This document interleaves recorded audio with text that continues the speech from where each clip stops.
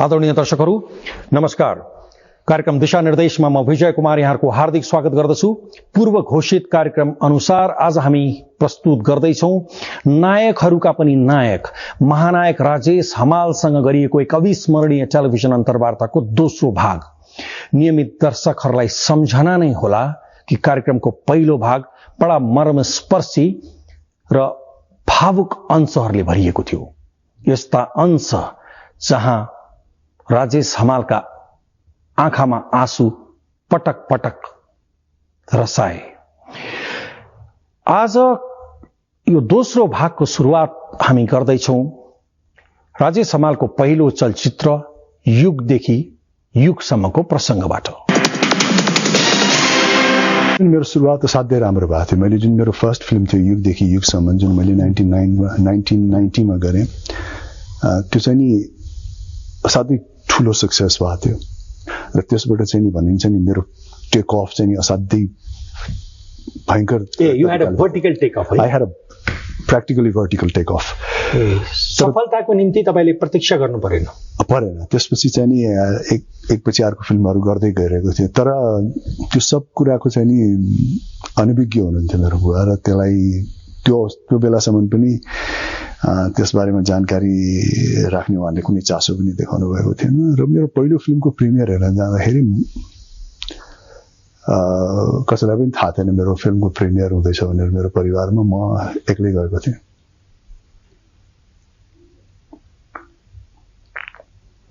You had a difficult life, man. हैन, मलाई difficult किन लाग्यो भने अहिले आएर मलाई के लाग्छ भने अहिले मैले विभिन्न व्यक्तिहरूको चाहिँ नि अन्तर्वार्ताहरू हेर्दाखेरि या मनसायहरू बुझ्दाखेरि पनि, specially sports field, art field या अन्यहरू कुरामा लाग्दाखेरि पनि एउटा सपोर्ट सिस्टम चाहिँ स्ट्रङ भइदियो भने त्यो मान्छे अझ उत्कृष्ट हुन सक्छ, अझ आत्मविश्वासले अगाडि बढ्न सक्छ। जरुरी छैन हो। जर्ज बर्नार्ड शाले भनेका छन् कि संसारका महानतम उपलब्धिहरू सबै अनरिजनेबल ठानिने मानिसहरूले गरेका छन्। तपाई नियमित प्रक्रियाको अंग भएको भए, तपाईले सुरक्षित करियर खोजेको भए सायद तपाई त्यहाँ पुग्नु हुँदैन थियो जहाँ तपाई आज यहाँ हुनुहुन्छ। त्यो चाहिँ म एग्री गर्छु, किनकि मान्छेले भनौँ न हिँडिरहेको बाटो पहिलायो भने कहाँसम्म पुगिन्छ भन्ने त्यो थाहा हुन्छ, किनकि त्यसमा पहिला व्यक्तिहरू पनि हिँडिसकेका छन् र अन्तमा कहाँ पुग्यो भने। तर नहिँडेको बाटो पुग्यो भने दुईटा रिस्क हुन्छ रे, या त तपाईँ हराउनुहुन्छ या त तपाईँ कोही नपुगेको ठाउँमा पुग्नुहुन्छ। त्यसकारण अब मलाई लाग्छ कि म चाहिँ त्यही अलिक कम हिँडेको बाटो हिँडे। तपाईले जीवनको पछिल्लो कालखण्डमा जुन स्तरको नेपाली सिने इतिहासमा नदेखिएको सफलता प्राप्त गर्नुभयो, त्यो देख्न पाएको भए बुवाको विचार बदलिन्थ्यो जस्तो लाग्छ। अवश्य पनि। Happy man, he would have been happy man, किनकि अल्टिमेटली एज अ गार्जियन उहाँले खालि के चाहनुहुन्थ्यो भने whatever he does should be successful in life, हैन। उसले आफ्नो जीवनको हेरचाह गर्न सकोस्, उसले आफ्नो एउटा करियर एस्टाब्लिस गरोस् र लाइफ व्यतीत गर्न सकोस् भन्ने नै उहाँको एंगल हो। उहाँले खालि त्यो बेलामा के देख्नु भएको थियो भने फिल्म क्षेत्रमा चाहिँ नि करियर बन्दैन, कुनै करियर पनि बन्दैन, फिल्म त खेल्छस् काम के गर्छ, त्यसमाथि पनि हाम्रो जस्तो मुलुकमा चाहिँ नि फिल्म त खेल्छस् काम के गर्छस् भन्ने प्रश्नको उत्तर थिएन। त्यही थियो। राजेशजी, युगदेखि युगसम्मबाट सुरु भएको तपाईको सिनेमा अब यहाँसम्म आइपुग्दाखेरि यो फिल्मी दुनिया कति बदलेको छ? सिनेमा एक हिसाबले सिनेमाको परिवर्तन समाजको परिवर्तन सँगसँगै नै हुनुपर्ने पर्छ। जसो जसो समाजको सोचाइ परिवर्तन हुन्छ, समाजको स्वाद परिवर्तन हुन्छ, भोगाई परिवर्तन हुन्छ, समाजको एस्पिरेसन्सहरू परिवर्तन हुन्छ, स्पिरिट परिवर्तन हुन्छ।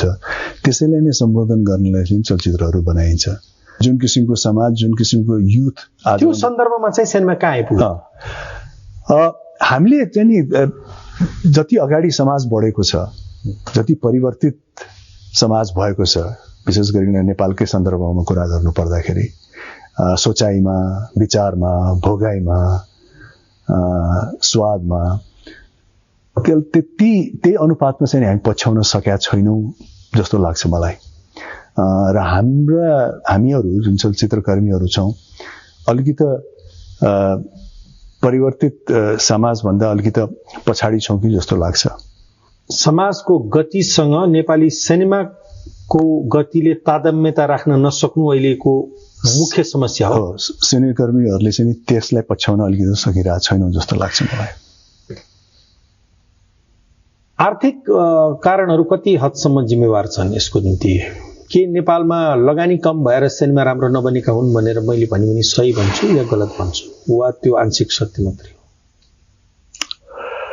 थोरै पैसाले पनि राम्रो सिनेमा मानिसले बनाउन सक्छ कि? एक्ज्याक्टली सक्छ। चलचित्र राम्रो बन्नु या अपिलिङ बन्नु, राम्रो केलाई भनिन्छ मलाई थाहा भएन, तर अपिलिङ बन्नु, इन्ट्रेस्टिङ बन्नु पैसै मात्रै चाहिँदैन। के हदसम्म पैसा त अवश्य पनि चाहिन्छ। तपाईँको एउटा बेसिक पैसा बजेट भन्दा कममा तपाईँले फिल्म बनाउनु भयो भने त फिल्म बन्दै बन्दैन होइन।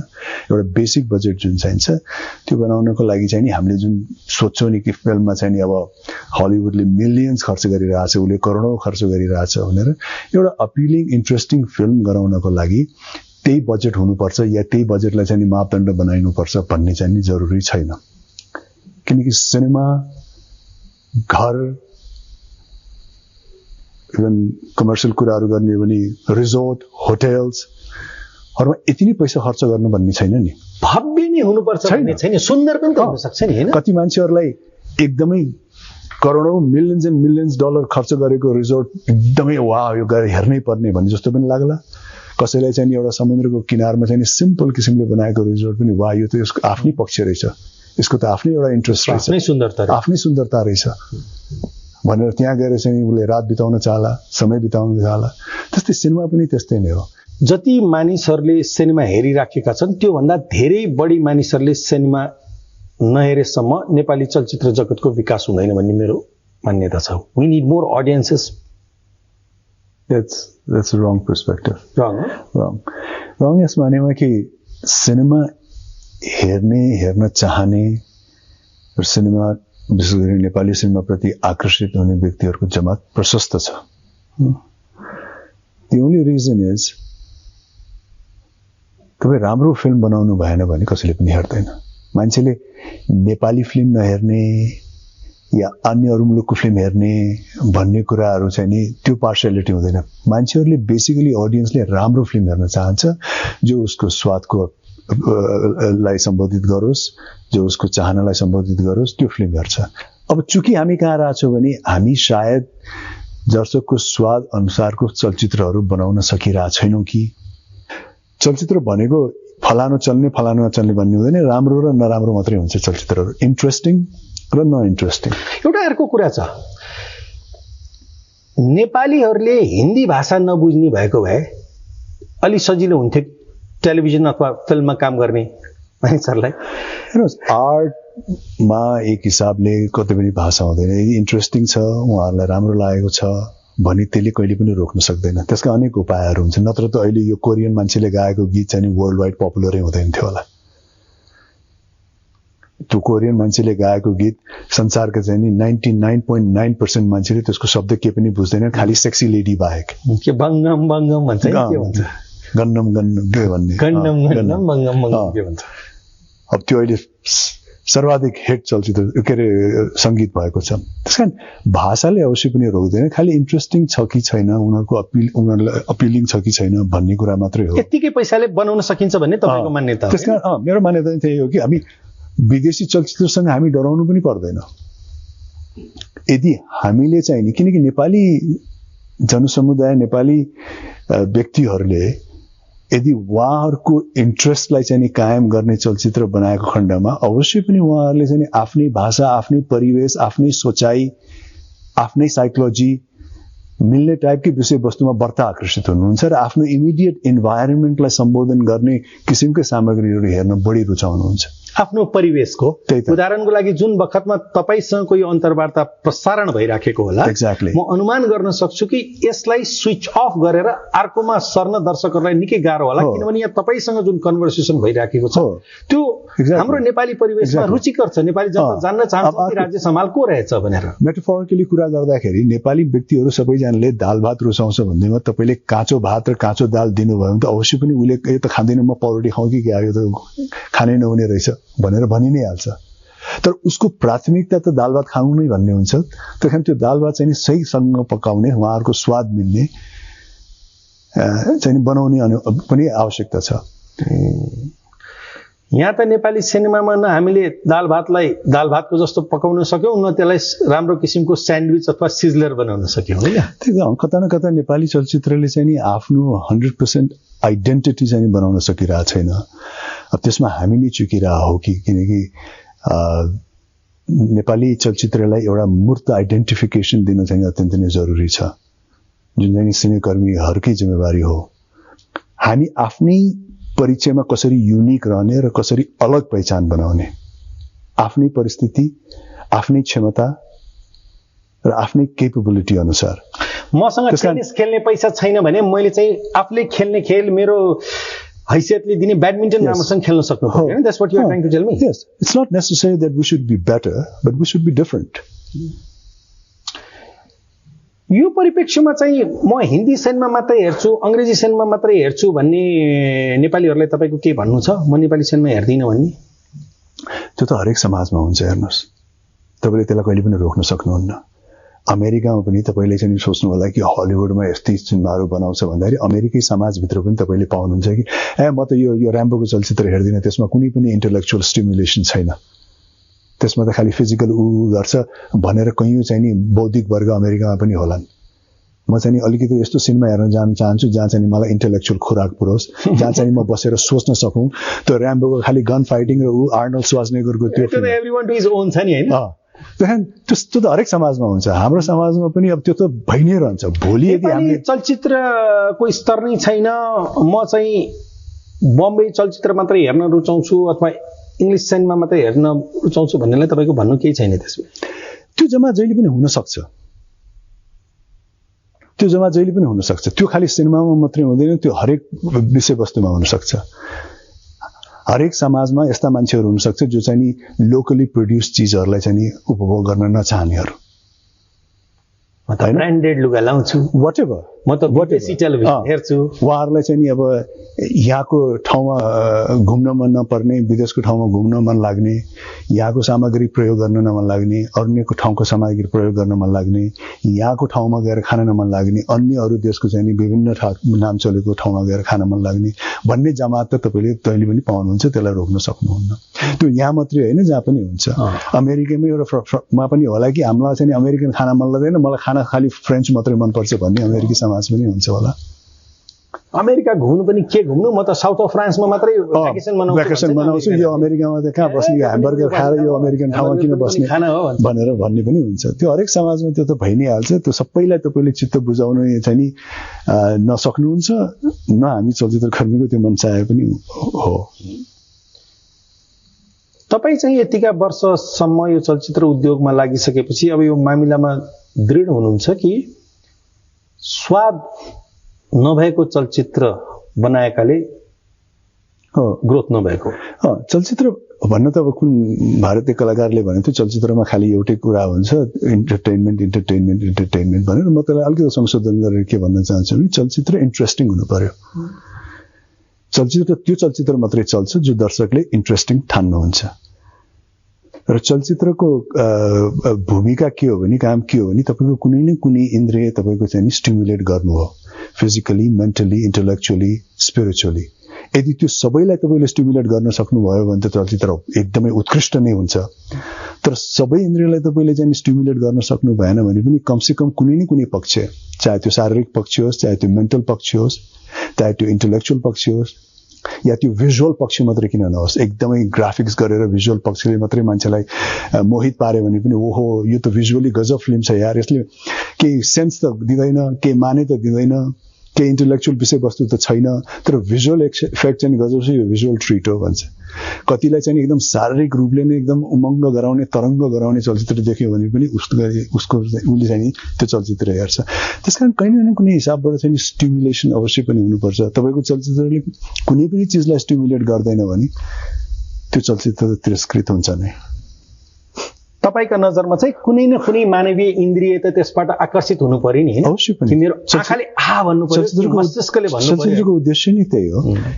तपाईको विचारमा यस अर्थमा नेपाली चलचित्रले चाहिँ कुन चाहिँ इन्द्रियलाई हैन, हामी जुन हाम्रो व्यावसायिक चलचित्र भन्छौँ, व्यावसायिक चलचित्रमा हाम्रो मेन मनसाय चाहिँ के रहन्छ भने एक हिसाबले सपना पस्किनु पनि हो र एक बसुन्जेल चाहिँ मनोरञ्जन दिनु, इन्टरटेनमेन्ट दिनु, र त्यहाँ कहीँ न कहीँ सुगर कोटिङ गरेर भए पनि, सरल भाषामा भए पनि, कुनै कुनै नमुनामा भए पनि समाजमा घटेका या विभिन्न सन्देशमूलक कुराहरूलाई पनि कुनै न कुनै कोणबाट प्रस्तुत गर्नु र त्यसलाई एउटा फुल इन्टरटेनमेन्ट प्याकेज बनाउनु उद्देश्य हो। अब सपनाको कुरा गर्नुभयो, अलिकति तपाईँलाई जीवनतिर लिएर जाउँ, फेरि फिल्मबाट फेरि फिल्ममै फर्काउँला। सपनाको के महत्त्व हुँदो रहेछ जीवनमा? मलाई लाग्छ त्यसले अत्यन्त नै ठुलो भूमिका खेलेको हुन्छ। जतिको जीवनले भूमिका खेलेको हुन्छ, सपनाले त्यतिकै नै खेलेको हुन्छ। किनकि मान्छेले, मलाई लाग्छ, उसले प्यारलली दुईटा जीवन जिइरहेको हुन्छ, एउटा वास्तविकतामा, एउटा उसको दिमागमा, उसको कल्पनामा। बाहिरबाट अरूले हेर्दाखेरि उसले चाहिँ नि बाहिरी जीवन जुन जिइरहेछ, वास्तविक जीवन जिइरहेछ त्यो देखिन्छ, तर उसको लागि त अर्को एउटा जीवन पनि छ जो उसको कल्पनामा छ, र त्यसलाई पनि एउटा ठुलो आधार बनाएर र त्यतिकै सशक्त रूपमा चाहिँ उसले अगाडि बढाइ नै रहेको हुन्छ, चाहे जोसुकै होस्। हामी कुनै पनि मानिसको निम्ति बाहिरी एउटा संसार छ, अनि एउटा संसार चाहिँ मेरो मस्तिष्क भित्रको संसार छ नि, हैन? मस्तिष्क भित्र तपाईँको कल्पनाको संसार छ। जस्तो मैले सिनेमामा कति त्यो सिनेमासँग रिलेट नगर्ने, त्यो पात्रसँग रिलेट नगर्ने व्यक्तिहरूले भन्नुहुन्छ कि मैले सिनेमामा एकजनाले 25 जनालाई ढाले, 25 जनासँग म एक्लै किसिमले चाहिँ विद्रोह गरेर लडेर उनीहरूलाई मुक्का हानेर चाहिँ ध्वस्त बनाए। कतिले भन्नु होला यो असम्भव, यो के गरिरहेछ। तर यस्ता धेरै युथहरू हुनुहुन्छ जो अप्रेस्ड सप्रेस्ड हुनुहुन्छ, उहाँको काल्पनिक दिमागमा चाहिँ के भइरहेछ भने यदि म यति बलियो भइदिएको भए, जतिले पनि मलाई यसरी शोषण गरिरहेछ, एक्लै गएर तिनीहरूलाई मैले धमाधम ध्वस्त पारिदिन्थेँ भनेर उहाँको सपना र कल्पनामा उहाँले कहीँ न कहीँ त्यो सोचिरहेको हुन्छ। हामी सिनेकर्मीहरूले कहिले कहिले सपना पस्किने उसमा चाहिँ नि त्यही सपनाको चाहिँ नि हामीले क्यास गरेर चाहिँ गर्छौँ। त्यसकारण त्यो पात्रले जब गरेको देख्नु भएर उहाँहरूलाई चाहिँ त्यो चाहिँ सम्भव लाग्यो भने उहाँहरूको कल्पना, उहाँको सपनाको जीवनसँग रिलेटेड कुरा देखेको हुनाले उहाँहरूलाई चाहिँ आनन्द र खुसी पनि आउन सक्छ। तर जसले त्यो किसिमको सपना र देख्न जरुरी पनि छैन र देखेको पनि छैन, उसलाई त त्यो असाध्यै के अरे मिनिङलेस लाग्न सक्छ। पुराना दिनहरूमा माओवादीहरू जम्मा 10-20 जना थिए, उनीहरू 100 जना मिलेर जुन बखतमा उनीहरूले राजतन्त्र फालिदिन्छु, व्यवस्था परिवर्तन गरिदिन्छु भनेर पम्पलेट लेख्थे, धेरैलाई त्यो सपना जस्तो लाग्थ्यो। यहाँ पत्याउनु पनि गाह्रो हुन्छ कि उनीहरूले त्यत्रो परिवर्तन लिएर आइदिन्छ। र सही या गलत आफ्नो ठाउँमा होला, but at some given point they dreamed that, at some given point BP Koirala dreamed that, at some point Prithvi Narayan शाहले त्यो सपना देख्यो, होइन? त्यस सपना जीवनसँग कतै न कतै त जोडिएकै हुन्छ, होइन? त्यो जोडिएको भन्दा पनि प्यारलली जान्छ। तपाईँको वास्तविक जीवन र तपाईँको सपना, तपाईँको कल्पना, त्यो प्यारलली नै अगाडि बढिरहेको हुन्छ। तर मेरो सपना हामीले खालि मैले त्यो द्वन्द्वको मात्रै कुरा गरेँ। यदि अर्को रोमान्टिक पक्ष कुरा गर्दाखेरि पनि, जस्तो हाम्रो सिनेमाहरूमा गीतहरू हुन्छ, सङ्गीतहरू हुन्छ, होइन? खालि हामीले त्यसलाई चाहिँ अझ परिष्कृत र रिफाइन तरिकाले प्रस्तुत गरिरहेको हुन्छौँ। तर कुनै रोमान्टिक जोडी पार्कमा जाँदाखेरि पनि गीत गुनगुनाउने त हुन्छ नि, अलिकति रोमान्समा आएर 2 लाइन भए पनि उसले आफ्नो नराम्रै स्वरमा भए पनि रोमान्टिक बन्देर उसले यसो गाइदिइहाल्छ, गाउँछ नि, होइन? म पनि गाउँछु नि। तपाईलाई कतै रोमान्स लाग्यो भने तपाईले गाइदिनु होला पार्कमा बसेर, कतै आनन्द लाग्यो भने तपाईँको प्रेमिकाको चाहिँ काखमा या तपाईँको श्रीमतीको काखमा भनौँ, प्रेमिका नहुनु मेरो तपाईँलाई घरमा प्रब्लम पर्ला। मेरो त्यता पनि विचार गरेँ, काखमा सुतेर तपाईँले एउटा रोमान्समा चाहिँ नि डुबेर तपाईँले 2 लाइन गाइदिनु होला। यसको कारण त के छ भने त्यसैलाई क्याच गरेर हामीले चाहिँ अझ रिफाइन तरिकामा एउटा सम्पूर्ण गीत, सम्पूर्ण सङ्गीतहरू सुनाइदिन्छौँ। त्यो मात्रै फरक हो। यसको कारण त के छ भने सङ्गीत त प्रकृतिमा छ नि, सङ्गीत त अस्तित्वमा छ। यहाँ केही समय अगाडि सङ्गीता प्रधान आउनुभएको थियो कार्यक्रममा, उहाँले भन्नुहुन्थ्यो कि सङ्गीत अस्तित्वमा छ, तारले बजाउनु पर्छ भन्ने पनि छैन, गिटारले बजाउनु पर्छ भन्ने पनि छैन। अलिकति रोमान्स फिल गर्यो, अलिकति पानीको कलकल सुन्यो, अलिकति सुन्दर दृश्य देख्यो भने मानिसको शरीर आफै हलचल गर्न थाल्छ र एउटा गीत मान्छेको त्यही त मान्छेको मनोस्थितिमा त्यो पाटो त छ नि। अनि त्यही पाटोलाई अझ रिफाइन तरिकाले हामीले क्याच गर्ने हो सिनेमामा। र सिनेमामा यदि कसैले एकदम हुबहु वास्तविकतै खोज्छ, सिनेमा वास्तविक हुनुपर्छ भन्यो भने त्यो चाहिँ गलत हुन्छ जस्तो लाग्छ मेरो दृष्टिकोणबाट। म चाहिँ फेरि एकचोटि सपनामा जान चाहन्छु। सपना जीवनको अविभाज्य अङ्ग हो, होइन? हो। सपना देख्न राम्रो कि खराब? अथवा सपना मात्रै देख्ने, काम केही नगर्ने भयो भने त्यसले मान्छेलाई फ्रस्ट्रेसन ल्याउन सक्छ कि सक्दैन? सपनाले समाजलाई अगाडि लिएर जान्छ कि सपनाले मान्छेलाई फ्रस्ट्रेसन गराउँछ? यसमा तपाईँको कुनै टिप्पणी छ? सपना देख्नु जरुरी छ। विद्वान व्यक्तिले भनेको छ नि, you must have a dream, you must have a dream. किनकि तपाईँको सुरुवात त ड्रिमबाटै हुन्छ नि। तपाईँ जतिसुकै चाहिँ नि प्र्याक्टिकल व्यक्ति भए पनि, जतिसुकै चाहिँ नि काबिल व्यक्ति भए पनि, तपाईँले गर्न खोजेको कुरा त्यो सपनाबाटै सुरु हुन्छ। जतिसुकै यथार्थवादी भए पनि कतिको चाहिँ नि त्यो सपना खालि सपनामै रहेर त्यो लम्बिरहन्छ, which might turn into frustration. कतिको त्यो सपनाबाट सुरु भएर त्यसले मूर्त रूप चाहिँ नि चाँडै निक्लिन्छ। त्यसकारण गर्नुभन्दा अगाडि, सोच्नुभन्दा अगाडि, त्यसलाई मूर्त रूप दिनुभन्दा अगाडि त्यसको पहिलो स्टेज, त्यसको ब्लू प्रिन्ट त तपाईँको सपनाबाट नै सुरु हुन्छ नि। मानिसले सपना ठुल्ठुला देख्न राम्रो कि ठिकठिकै देख्न राम्रो कि साना देख्न राम्रो कि आफ्नो साइज अनुसार हेर्दै जानु कि अथवा सपना पनि समयकाल अनुसार विस्तार हुन सक्छ? जीवनको एक कालखण्डमा म एउटा सपना देख्थेँ। सपना तपाईँले सपनामा कुनै पाबन्दी लगाउन सकिँदैन। सपनामा कुनै दायरा राख्न सक्दैन, कुनै डोरी बाँध्न सक्दैन। तर खालि यति एउटा कुरा हो कि त्यो सपना देख्ने व्यक्तिले आफ्नो पहिचान चाहिँ गर्न जरुरी छ। What am I capable of? मेरो क्यापेसिटी के हो, मेरो केपेबिलिटी के हो, मेरो रियल इन्ट्रेस्ट के हो, मैले गर्न सक्ने कुराहरू के हो। त्यसैले मान्छेले भन्छ नि सबभन्दा ठुलो कुरा चाहिँ नि सेल्फ अवेरनेस चाहिँ सबभन्दा ठुलो कुरा हो। आजभन्दा कयौं दशक अघि तपाईँले चलचित्र क्षेत्रमा प्रवेश गर्ने सपना देख्नुभयो, होइन? तपाईँको निम्ति त्यो सपना आज पुरा भएको छ। अब तपाईँको सपना सिद्धियो कि नयाँ सपना देख्दै हुनुहुन्छ? You have achieved. No. Achievement भनेको तपाईँको there's no such thing as तपाईँले अचिभ गर्नुभयो and it is for lifetime भन्ने हुँदैन। अचिभमेन्ट कालखण्डको मात्रै हुन्छ। There's no such thing as one achievement for whole lifetime. मैले 1990 मा चाहिँ युगदेखि बनाएको थिएँ, त्यो मेरो सक्सेसफुल थियो, अब पनि म सक्सेस छु भनेर चाहिँ तपाईँले त्यो सक्सेसले तपाईँलाई त्यो क्षणमा त्यो अवधिमा काम दिएर आउँदैन। सफलता भन्ने कुरा त कालखण्डसँग जोडिएको छ, होइन? There's no such thing as perennial achievement. फेरि त्यो एउटा निरन्तर प्रक्रिया, कुनै लक्ष्य, कुनै गन्तव्य त होइन नि। म Kathmandu, London, Kathmandu, New York airport Orly जस्तो त होइन। छैन। एक ठाउँमा ओर्लिने बित्तिकै नयाँ डेस्टिनेसन। तपाईँ राजनीति नै कुरा गर्नुहोस् न, जो चाहिँ नि हिजोसम्म इन्सर्जेन्सी थियो उहाँहरू चाहिँ कहिले सत्तामा पुगेर गरौँला भन्ने उहाँहरूको गोल त्योभन्दा बढी थिएन होला। तर आज आइसकेपछि I think they have so many other challenges. र उहाँहरूलाई लाग्दैन होला यदि उहाँहरू के अरे सचेत व्यक्तिहरू हुनुहुन्छ भने कि उहाँ सक्सेसफुल हुनुहुन्छ भनेर। राजनीतिमा रुचि छ तपाईँको? राजनीति त मैले के भन्दै आइरहेको थिएँ भने तपाईँको रुचि राजनीतिमा नभए पनि राजनीतिको रुचि तपाईँमा हुन्छ। एकदम। तपाईँ समाजमा बस्नुहुन्छ, तपाईँ देशमा बस्नुहुन्छ भने you can get away from politics, but politics will not get away from you. राजनीतिको कुरा गर्दाखेरि तपाईँको यत्रो मास अपिल छ, तपाईँको मनमा कुनै बखतमा राजनीतिमा प्रवेश गर्ने विचार आउँछ कि आउँदैन? त्यो तपाईको सपना भित्र हैन। राजनीति गर्दै गर्दिन भने हैन मैले, तर के हुन्छ भने म तपाईलाई एउटा सानो कुरा बताउँ है। जब मान्छे विभिन्न क्षेत्रबाट पपुल्यारिटी गेन गर्छन्, जब मैले मास अपिल भन्नुभयो नि, विभिन्न क्षेत्रबाट, चाहे त्यो संगीतको क्षेत्रबाट होस्, चाहे त्यो स्पोर्ट्सको क्षेत्रबाट होस्, चाहे मेरो जस्तो चलचित्रबाट होस्, सुरुवातको दिनमा चाहिँ उसलाई के भनिरहेको हुन्छ भने, जस्तो फुटबल खेलाडी जो चाहिँ एउटा सक्षम फुटबल खेलाडी बन्न चाहन्छ, ऊ जहिले पनि बच्चादेखि फुटबलै खेलिरहेको हुन्छ र उसको अभिभावकहरूले के भन्छन्, यो त खालि फुटबल बाहेक के पनि गर्दैन, दिनरात फुटबल खेलिरहेको हुन्छ भन्छ।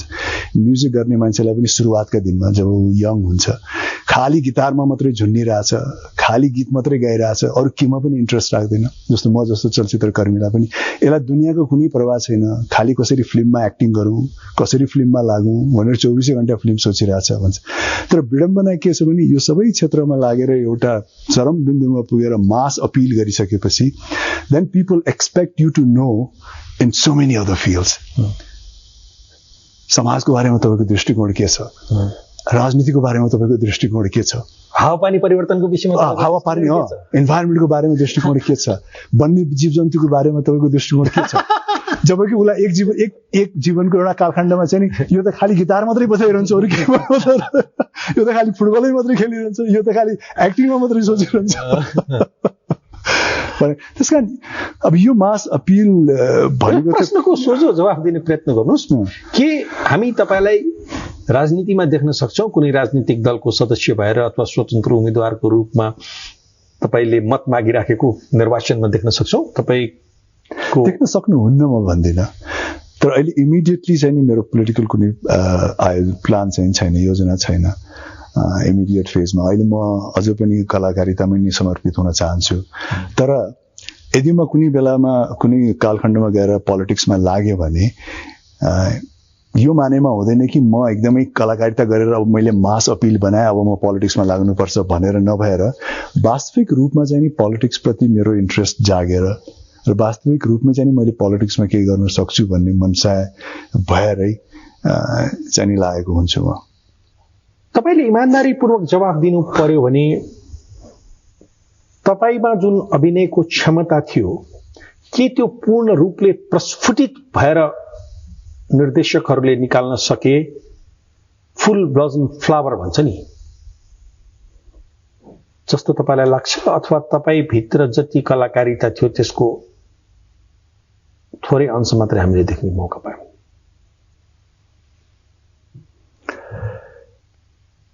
हेर्नुहोस्, यसलाई म दुई किसिमले हेर्छु के भनिन्छ नि, ग्लास आधा भरिएको कि आधा खाली भन्ने हिसाबले। यदि यसलाई आधा भरिएको हेर्ने हो भने चाहिँ नि त्यो असन्तुष्टि अहिलेसम्म पनि रहिरहनु राम्रो हो, किनकि द्याट किप्स मी गोइङ। आधा ग्लास खाली अथवा आधा भरिएको भन्दा पनि तपाईँ मलाई बताइराख्नु भएको छ कि 50% मात्रै बाहिर आएको छ भनौँ, होइन?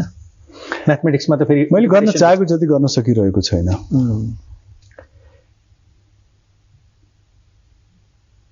गर्न चाहेको जति त पर्फर्मिङ आर्टको विधामा कसैले पनि गर्न सक्दैन। दिस विल अलवेज बी, एउटा कलाकार जहिले पनि आफ्नो कामकै सबभन्दा ठुलो क्रिटिक्स हुन्छ र जहिले पनि ऊ असन्तुष्टि नै भइरहेको हुन्छ र त्यो एउटा फ्याक्टरले पनि उसलाई किप्स हिम मुभिङ फरवर्ड।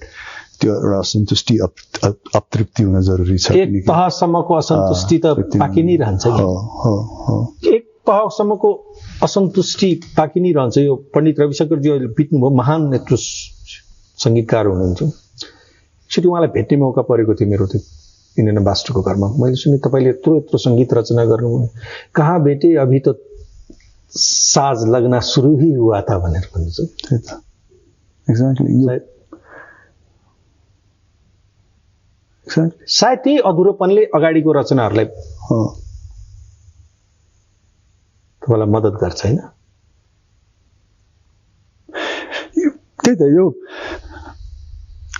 तपाईँले भने जस्तो एउटा म जस्तो एउटा साधारण कलाकारबाट लिएर उच्च से उच्च कलाकारको पनि मन मस्तिष्कमा यही नै रहन्छ कि आफ्नो कार्य गरिसकेपछि यसमा मैले अझ राम्रो गर्न सक्थेँ, अझ राम्रो, अब अर्कोमा अझ राम्रो गर्नुपर्छ।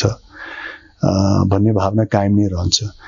मलाई लाग्छ कि यदि उसले नि आफ्नो कामदेखि एकदम 100% सन्तुष्टि हुन्छ भने त्यो सच्चा हृदयले एउटा कलाकार सर्जक भन्छ नि, सर्जक होइन जस्तो लाग्छ मलाई। शङ्कर लामिछानेले पनि लेख्नु पनि भएको छ कि भन्नुपर्ने कुरा त बाँकी छँदाछँदै हामीहरूको जीवन लीला समाप्त भइसक्छ। एक्ज्याक्टली, त्यही त, जीवनलाई बुझ्दा बुझ्दै जीवन जान्छ भन्छन्। कलाकारिता बाहेक तपाईँको जीवनमा रुचि अथवा सोख के छ? मलाई भ्रमण गर्न असाध्यै मनपर्छ। म चाहिँ नौलो नौलो परिवेशमा जाँदाखेरि बढी रमाउँछु र बढी त्यसबाहेक अर्को हबी नेचुरल फिल गर्छु। आई लाइक रिडिङ, विभिन्न किसिमको पुस्तकहरू पढ्न मन लाग्छ। अब सिनेमा हेर्ने पनि मेरो हबी नै हो। तपाईँ चाहिँ सेटमा कसैसँग बोल्नुहुन्न रे हो, पढिरहेर बस्नुहुन्छ? त्यसमा एकदमै सत्यता छैन। किनकि हुन्छ नि मान्छेको 23-24 वर्ष एउटा क्षेत्रमा बिताइसकेपछि मान्छे विभिन्न फेजदेखिबाट गुज्रिन्छ। जस्तो मेरो पहिलो फेज थियो जो चाहिँ म जब खालि आफ्नै काममा मात्रै कन्सन्ट्रेट हुन्थेँ र मलाई के लाग्थ्यो भने सिनेमामा कलाकारिता गर्न आएको, काम गर्न आएको, धेरै फाल्तु कुरा गरेर केही फाइदा छैन, तपाईँ पहिला पढेर मात्रै बस्नु भनेर आफूमा बस्थेँ। अर्को फेज अर्को आयो। अब अहिले आउँदाखेरि के हुन्छ भने विभिन्न व्यक्तिहरूले अब यतिका वर्ष काम गरिसकेको व्यक्ति, उहाँको अनुभव सुनौँ, उहाँसँग पनि केही सिक्न पाइन्छ कि भन्ने भावनाहरू हुन्छ र त्यो भएपछि मैले आफूलाई त्यो अनुकूल नै राख्नुपर्ने हुन्छ। त्यस कारण आजको घडीमा आउँदाखेरि त म आम क्वाइट ओपन। कोही व्यक्ति मसँग कुरा गर्न चाहनुहुन्छ, कोही व्यक्ति मेरो अनुभव बारेमा जान्न चाहनुहुन्छ, कोही नयाँ कलाकारले चाहिँ के मेरो बारेमा जानकारी पाएर सिक्न चाहनुहुन्छ भने आइम प्रिटी ओपन। म यो होइन कि एकदमै रिजर्भ भएर बस्नुपर्छ भनेर। अनि तपाईँलाई थाहा छ तपाईँको विषयमा मेरो जानकारी त्यसमा 25 वर्ष पुरानो रहेछ। My information about you is 25 year old त्यसो। 25 years old होइन, 25। किनकि मान्छे 25 yearsसम्म एउटै किसिमको त रहिरहन सक्दैन। अवश्य तपाईँ पनि धेरै फेजबाट गुज्रिसक्नु भयो होला, धेरै गुज्रिसक्यौँ। त्यही अनुसारको विभिन्न किसिमको चरित्र पनि ढाल्दै जान्छौँ। And I like cracking jokes as well. मलाई जोक्सहरू भन्नु पनि इन्ट्रेस्ट लाग्छ, कहिले भन्छु पनि।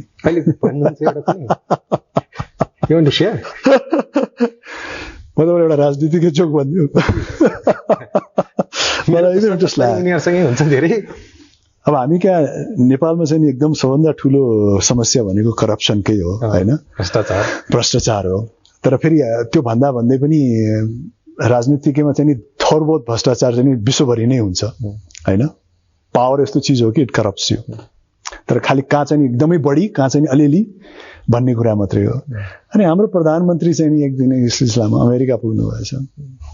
अमेरिका पुगिसकेपछि अनि त्यहाँको अमेरिकाको प्रेसिडेन्टले उहाँलाई रात्रि भोजको बेलामा आफ्नो पर्सनल घरमा बोलाउनु भएछ र हाम्रो प्रधानमन्त्री चाहिँ उहाँको लाइफस्टाइल देखेर एकदमै चकित हुनुभएछ र भन्नुभयो यो तपाईँको यो प्रेसिडेन्सियल स्यालेरी मात्रै त तपाईँको यो लाइफस्टाइल भएको छैन, तपाईँको त एकदमै भव्य लाइफस्टाइल छ, कसरी चाहिँ यसलाई मेन्टेन गर्नुभएको छ भन्दाखेरि अमेरिकन राष्ट्रपतिले हाम्रो प्रधानमन्त्रीलाई झ्यालतिर बोलाएर यहाँ आउनुहोस् भनेर झ्याल खोल्यो र भन्यो त्यो परको भव्य पुल देख्नुभयो भने हाम्रो प्रधानमन्त्रीले यसो हेर्दा पर एकदम भव्य पुल थियो। हो त्यो भव्य पुल बनाउँदाखेरि त्यसबाट मैले 0.51% कमिसन लिएको र त्यस्तै सामग्रीहरू बनाउँदाखेरि कहीँ 0.5 कहीँ 1% कमिसन लिन्छु अनि त्यही अनुसारले मेरो चल्छ। समय बित्दै गएपछि फेरि युएस प्रेसिडेन्ट नेपाल आउनु भएछ। नेपाल आउँदाखेरि अब एयरपोर्ट त्यस्तै हो, प्रधानमन्त्रीको घरसम्म जाँदाखेरि खाल्टा खुल्टीमा जाँदाखेरि धन्य जिब्रो टोकिएछ है। अनि भरे प्रधानमन्त्रीको चाहिँ डिनरमा जाँदाखेरि उहाँको लाइफस्टाइल चाहिँ उहाँको भन्दा केही कम छैन। अनि उहाँले सोध्नुभएछ म त एउटा विकसित राष्ट्रको प्रेसिडेन्ट भएँ, त्यो भयो त यस्तो अविकसित राष्ट्रको प्रधानमन्त्री छ, यस्तो गरिब राष्ट्रको छ, तर तेरो जीवनशैली त मेरो भन्दा कम छैन, कसरी मेन्टेन गर्छस् भन्दा उहाँले पनि उहाँलाई झ्यालमा बोलाउनु भएछ। झ्यालमा बोलाएर त्यो परको पुल देख्नुभयो भनेछ। त्यो राष्ट्रपतिले यसो हेरेछ, खोइ पुल त देख्दैन नि हो, त्यहाँ पुल हुनुपर्ने त्यो सम्पूर्ण पैसा मैले